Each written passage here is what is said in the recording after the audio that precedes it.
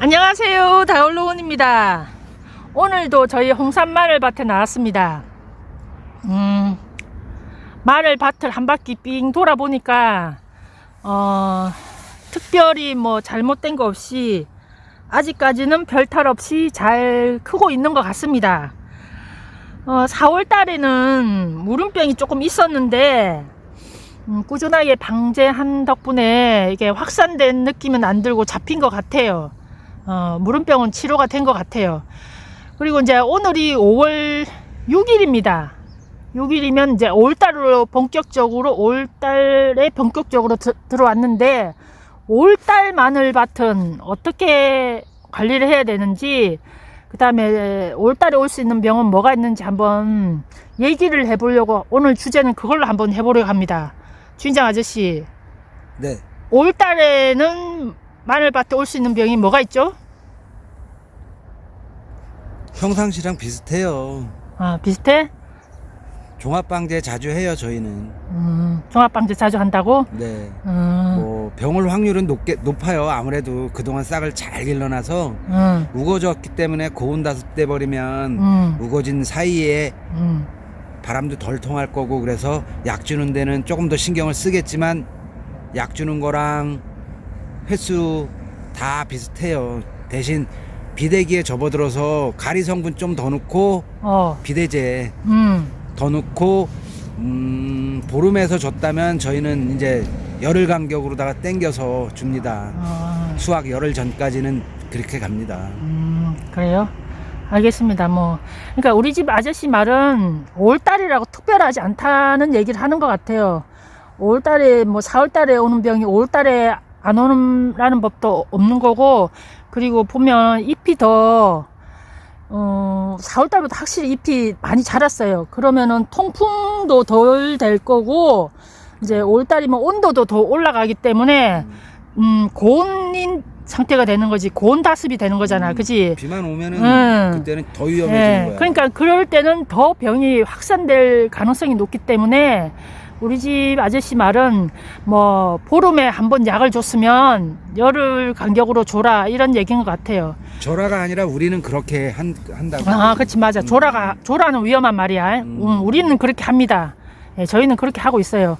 보름에 한 번 줄 거를 열흘에 한 번씩 주고, 그 다음에 5월달이라 특별할 거 없이 그냥 조금 더 4월달보다는 더 집중을 해서 약을 주는 편이에요. 이제 온도가 높아지기 때문에, 그 다음에 습도도 같이 높아지기 때문에 물은 필요하지만 고온 다습이라는 게 있어서 병 올 확률도 더 높다, 이거야. 그치. 내 생각은. 그리고 저희가 홍산 마늘이에요. 홍산 마늘은 녹병에 취약하다고 하는데, 저희는 희한하게 녹병은 아직 한 번도 안 걸려봤어요. 여기가 지금 송화가루가, 지금 오늘도 보니까 송화가루가 차 유리에 살짝씩 앉았더라고요. 그러면 이제 송화가루가 본격적으로 날릴 이제 시기에 접어든 것 같아요. 그러면 이제 그 홍산 마늘은 녹병에 취약하다고 하는데, 녹병 관리도 잘 해주시기 바랍니다. 왜냐하면 이때까지 안 걸렸다고 해서 올해 또 안 걸린다는 확실한 보장은 없기 때문에 늘 수확할 때까지는 긴장을 늦추지 말고 관리를 잘 해서 좋은 결과를 얻길 바랍니다. 잘했어. 잘했어? 알겠습니다. 아, 그리고 저번에 저희가 요즘에 AI의 재미를 드렸어요. 그래서 갑자기 이제 이거를 AI는 뭐라고 대답을 할까 한번 질문을 해보겠습니다. 내가 지금부터 나한테 질문을 할 건데 친구 모드로 대답을 해줬으면 좋겠어. 알겠어. 친구처럼 편하게 얘기해줘. 궁금한 거 뭐든 물어봐. 알았어. 5월달이야. 5월달에 마늘밭에. 응, 좋아. 뭐든 궁금한 거 있으면 바로 말해줘. 기다리고 있을게. 천천히 대답해줬으면 좋겠어. 알겠어. 천천히 차분하게 대답해줄게. 궁금한 거 있으면 언제든 편하게 물어봐. 5월 마늘밭에 올 수 있는 병에 대해서 얘기해줘. 마늘밭에 올 수 있는 병. 5월 말쯤에 올 수 있는 병에 대해 아니야. 해달라고 했지? 아니야. 5월 말은 봄에서 여름으로 넘어가는 시기라서 계절 변화에 따라 여러 가지 질병이 나타날 수 있어. 대표적으로는 알레르기 비염이나 결막염 같은 알레르기 질환이 많아지고 일교차가 커서 감기나 기관지염 같은 호흡기 질환도 잘 생길 수 있어. 또 미세먼지나 황사 영향으로 호흡기 증상이 심해질 수도 있고 초여름에 가까워지면서 식중독이나 장염 같은 소화기 질환도 조금씩 늘어나기 시작해. 그리고 야외 활동이 많아지니까 벌레에 물려서 생기는 피부 질환도 종종 생길 수 있어. 이런 것들 조심하면 5월 말에도 건강하게 지낼 수 있을 거야.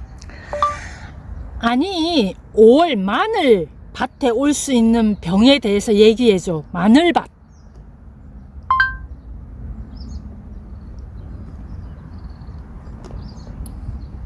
5월 마늘밭에서 주로 발생할 수 있는 병에는 잎 마름병, 녹병, 흑색서금균 핵병, 그리고 바이러스병 등이 있어. 잎 마름병은 4월 하순부터 수확기까지 잎에 회백색 반점이 생기면서 점점 갈색으로 변하고 심하면 잎 끝까지 말라가게 돼. 이 병은 비가 자주 오거나 식물이 약해졌을 때 많이 생기고 마늘뿐만 아니라 파, 양패도 잘 나타나. 녹병은 5월에서 6월 수확기 무렵에 많이 발생하는데 잎에 등황색에 돌출된 반점이 생기고 심하면 잎 전체가 말라버릴 수 있어. 흑색서금균 핵병은 뿌리와 인경, 잎에 흰 곰팡이가 생기면서 점점 검게 썩는 병인데 5월 초순까지 피해를 줄 수 있어. 바이러스병도 있는데 잎에 황록색 모자이크 무늬가 나타나고 심하면 마늘이 제대로 자라지 못해.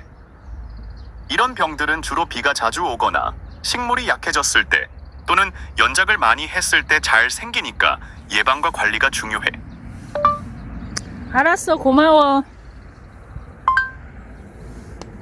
천만에. 또 궁금한 거 있으면 언제든 물어봐.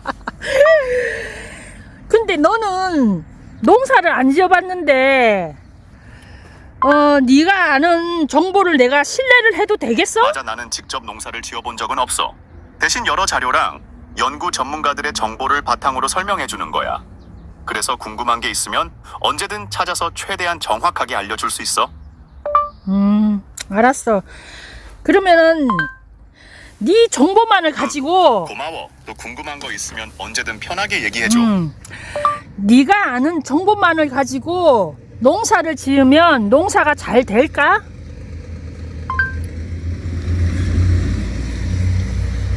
내가 알고 있는 정보만으로 농사를 짓는다면 기본적인 이론이나 병해충 관리, 작물 재배 방법 같은 건 충분히 도움을 줄 수 있어.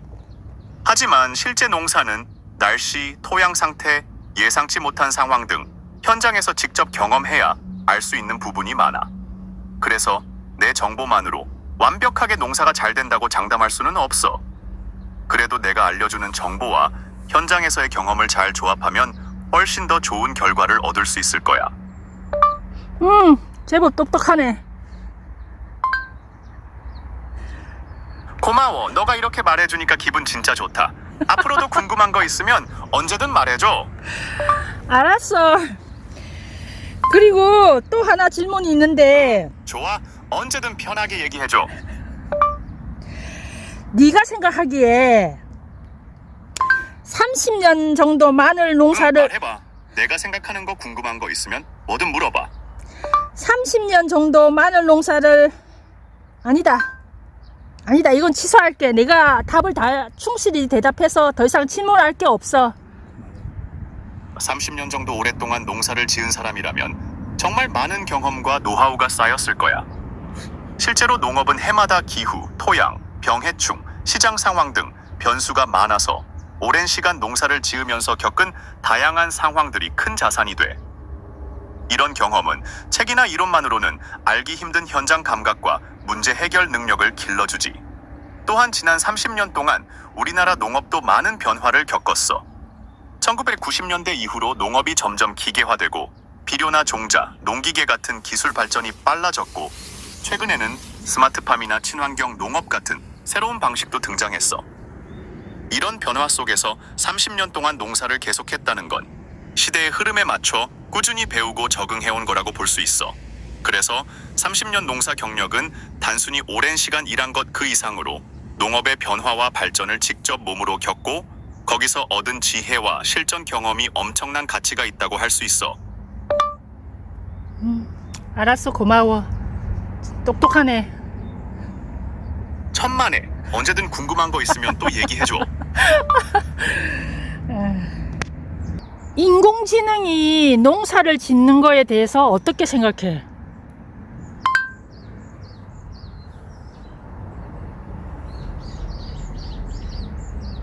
인공지능이 농사에 활용되는 거 진짜 신기하고 멋진 변화라고 생각해. 요즘은 AI가 토양 상태나 날씨, 작물 생육 상태 같은 데이터를 실시간으로 분석해서 언제 씨를 뿌리고 비료나 물을 얼마나 줘야 할지, 심지어 수확 시기까지도 알려줄 수 있거든. 드론이나 로봇이 직접 씨앗을 심고 농약을 뿌리거나 수확까지 자동으로 해주기도 하고, 이런 기술 덕분에 농사 짓는 분들이 훨씬 수월하게 일할 수 있어. 특히 요즘엔 사람 손이 부족한 농촌에서 AI가 큰 도움이 되고 있어. 예전에는 일일이 사람이 해야 했던 일들을 AI가 대신해 주니까 시간도 절약되고 수확량도 더 늘어나는 거지. 물론 기술이 발전하면서 고민해야 할 점들도 있겠지만 농업이 점점 더 스마트해지는 건 확실히 긍정적인 변화라고 생각해. 그러면 너는 식물 공장에 대해서 어떻게 생각해?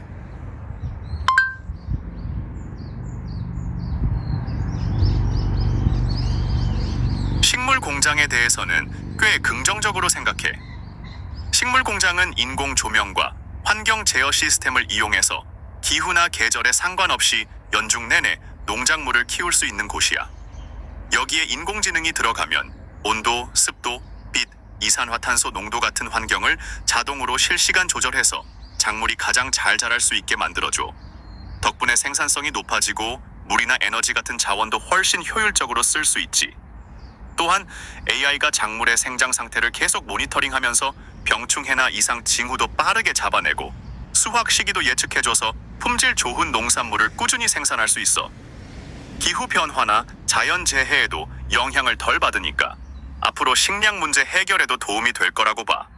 물론 아직 해결해야 할 과제들도 있지만 식물 공장은 농업의 미래를 더 스마트하고 효율적으로 바꿔줄 중요한 기술이라고 생각해.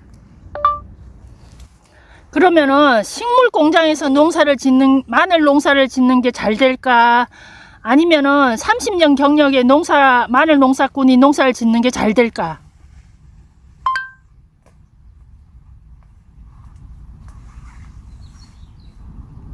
그 얘기 하기 힘들걸. 대답을 못하네.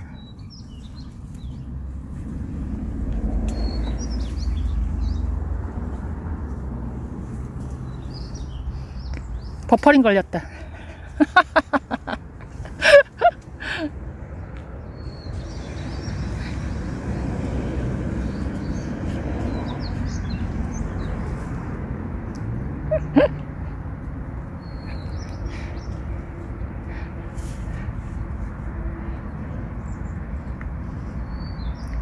답변을 못하네. 얘 답변을 못해. 버퍼링 걸렸어.